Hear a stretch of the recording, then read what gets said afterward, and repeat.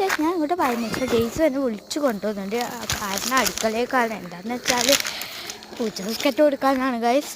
അപ്പോൾ അവൾ പൂച്ച ബിസ്ക്കറ്റൊക്കെ കൊടുത്തിട്ടുണ്ട് അവൾക്ക്. ഞാനിനി അവൾക്ക് കൊടുത്തില്ലെങ്കിൽ ഭയങ്കര കുരുത്തൊക്കെ ഉണ്ടാവും ഗൈസ്. ഞാനിനി പൂ പറിക്കാൻ പോവുകയാണ്. ദൈവത്തിൻ്റെ അടുത്തേക്ക് പടിഞ്ഞാറ്റിട്ട് അവളെൻ്റെ പിന്നാലെ ഉണ്ട് ഗൈസ്. ഞാൻ കണ്ടില്ലേ ഇല്ല. ഇപ്പോൾ മീനിനൊക്കെ തീറ്റ എടുത്തു. ടോമി ലിക്കൊക്കെ ഉണ്ട് അവിടെ. അപ്പോൾ മുത്തപ്പൻ്റെ വീട് വെക്കാൻ വന്നു. മുത്തപ്പൻ്റെ വീടിന് മുമ്പിൽ നല്ല ഭംഗിയുള്ള മേഘം മഞ്ഞക്കൂട്ട്.